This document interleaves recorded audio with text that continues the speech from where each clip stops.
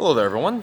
So, I figured it was about time to do a video on gripping the sword, and specifically on how to do some very important finger transitions, and how to hopefully prevent your fingers from getting smashed as well. Because I think there's a big thing in gripping the sword that is causing a lot of people's fingers to be in peril. And it's just a matter of time. So, first off on gripping the sword. What you want to do, and I did not do this originally, everyone's not going to do this originally, you want to make sure that you are nestling the sword here. So where I'm putting the sword's grip is between these two bits of meat right here. So if I fold my hand in, you see how there's that crease? That's where I want it to be. What this causes is now when I'm holding the sword, I'm going to keep my fingers open, it's behind my hand, which in turn lines it up behind my arm, my shoulder, my core. That is much more mechanically strong than if it's to the side like this, where now I'm just using these internals. So here I'm using all of my arm, here I'm only using half of my arm. So I nestle this in here, which in turn causes my fingers to now be a little bit more pronounced, so I move them down.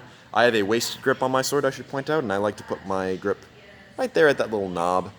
I just fold my arms around, and this means that the thumb is either hanging out just by the back quillion, or it oftentimes will end up just being here in the thumb grip. What this gives you is now the sword is right behind my arm, which gives me a lot more power and a lot more control because it's lined up with me. I do the same thing with my other hand, depending upon what I'm doing. So the way I teach it to my students is this hand will control the sword by contracting and releasing the fingers. This hand will control the sword by moving up and down on the lever. And some people have longer grips than others. This is the Albion Meyer, so it's got a sort of default-ish size grip, not particularly long, not particularly small. And I've got pretty big hands, and this still works out great for me. People with longer grips may find that this leaves a little bit extra, but a little bit extra grip is not a bad thing. It just means hooking is a little easier. But anyway, so this guy, I'll do the same thing. He'll nestle right about there, and that leaves my fingers all folded up and nice and strong. And from here, I'm in a very good position to launch a cut. And when you're test cutting, so cutting tatami mats, it's the way you want to grip the sword. This is how it was taught to me, and my cutting was just so much more successful. And I try to cut like I fight and fight like I cut, and I do okay in both, so I figure I am average. Anyway though, like I said though, this hand will move up and down on the grip. So let's talk about that real quick. Sometimes in period art you will see people holding the sword like this. This hand is very clearly on the pommel. This one is very pronounced on the spine. This is a fine grip.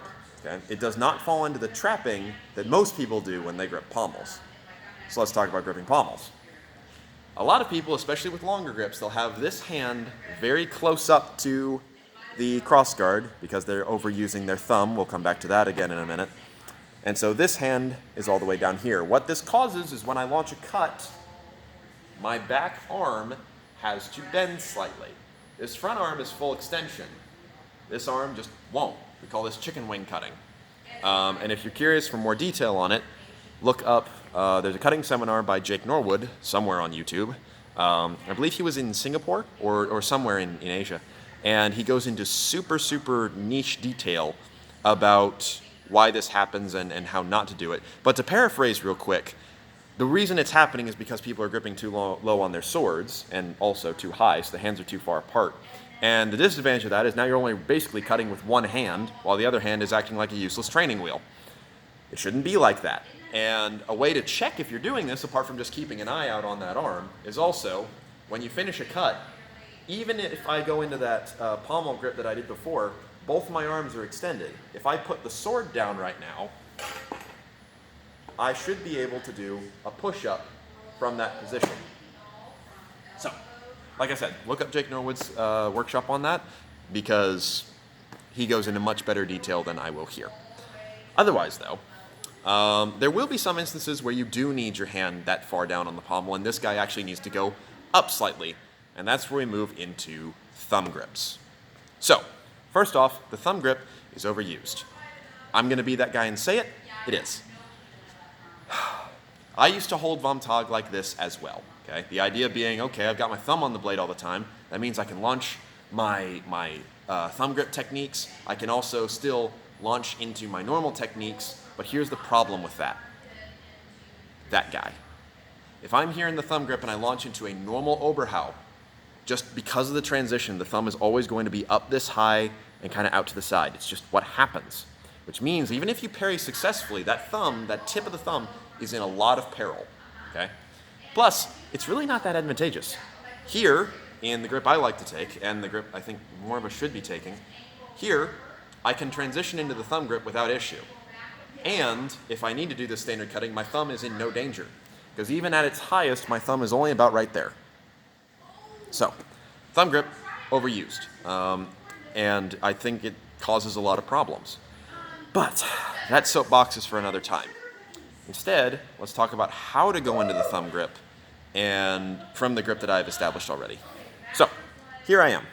My hand is nice and nestled. Sometimes it'll be about here, where it's right next to the cross guard, not in a ton of danger. And other times it'll be on the spine itself, or sometimes it might be in that little gap there. Okay? These are all safe. If something lands on the cross guard, it is not going to get my thumb. Okay? But the way I'm going to turn the sword into the thumb grip, because that's the complaint I get from a lot of people, is okay, well now it's really hard for me to go into the thumb grip.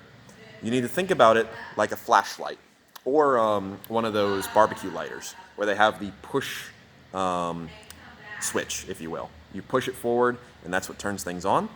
So, I'm going to push my thumb up and to the side onto that back quillion, which in turn turns my sword in my hand. So, real close detail on that from the inside perspective. So, thumb goes up, push, and that turns my sword sideways. My other hand, meanwhile, it can help a little bit by slightly twisting, or it can just loosen.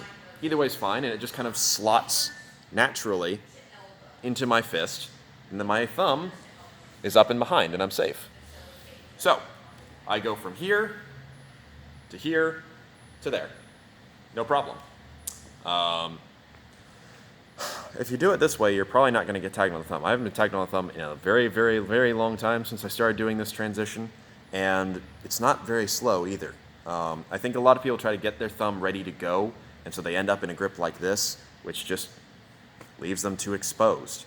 Too many people's thumbs get smashed in HEMA. I'm going to say it. Too many people's thumbs get smashed in HEMA because I think they're doing this and because of a cutting mechanic that I'll go into detail more later. But, well, another video probably. But keep your hand a little more reserved, and it's going to give you some advantages. And then this little flip transition, boom, you're there. Not a huge issue. This mechanic also will strengthen your hands and get you more used to doing this type of stuff, which is super important for when you want to pop that Shilhau out. So, only other hand transition that you might possibly do... Oh, wait, real quick. If you are a teacher, or you're teaching someone else or things along those lines, you might see this on occasion. So, when we go over the Zerkau or the Krumpfhau or something along those lines, or any, especially Duplierens, where I need the thumb on the inside like this, I've noticed that some people, rather than moving their thumb up to the inside of the sword and turning it, they will instead flip their thumb to the other side and then do the technique that way. I mean, it works, but you're not going to be able to do that under duress, at least not very successfully against power, and because it's very slow transition, and if you get caught in the middle of it, there's no coming back, and you're certainly not going to be able to do it when you're in heavies. Spez heavies affect our technique, and we've got to admit that. We're in a different era of the art. We have to adapt things at least a little bit. If you can't do it in heavies, you need to find a way to do it in heavies, or maybe you can't do that, right? In this case, that guy, no. I'm not saying you couldn't. I'm not saying that it's the worst idea. That does certainly add some interesting implications, especially in regards to being tricky, but that's a soapbox for another time. So, keep an eye out on that. Some of your students or friends might do that. You might do it too. But the only other transition that I'm going to go over today is this guy. So, putting your index finger over the ricasso. It was a thing that was done before you had complex hilts, so this is not a pure late period thing. Fiore does it, I think Talhofer does it, and a couple other sources depict this. So what does it do, first off?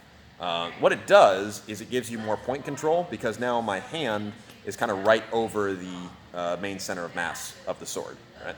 And just like if I was holding a rapier, I have a lot of really good tip control. I can basically write my name with this guy, right? But The downside of it, of course, being now your finger is in peril in case things slide down. Now with a Schilt, I'm a little safer, but in general going to be a bit of a problem. So when might you employ this? Most of the time it's going to be when you're looking to do something that requires a little bit of extra tip control. So where I could see myself, and where I have done this before, is I find myself in a bind, pun not intended, I find myself in a literal bind, and I'll move this index finger up to get a little bit of extra power behind my tip so that I can move their sword off to the side. And if you're holding the grip that I've shown you, this is very, very easy. If your hand is all the way up here, this requires a much bigger motion. But honestly, you probably don't need to use that transition all that much, and if you are using it, so another time you might use this if you're wearing gauntlets. And if you're wearing finger gauntlets, cool, no problem. You can have your hand here pretty much most of the time. But, you know, we're not all fencing in gauntlets. So, otherwise though, that's the grip transitions that I wanted to go over. How to grip the sword here, how to do the thumb transition without getting your thumb smashed all the time, and how to make the most out of all of your fingers. Because you got 10, use them. Otherwise though, rambly video aside, thank you guys for watching. I'll go over some more techniques and pontifications another time.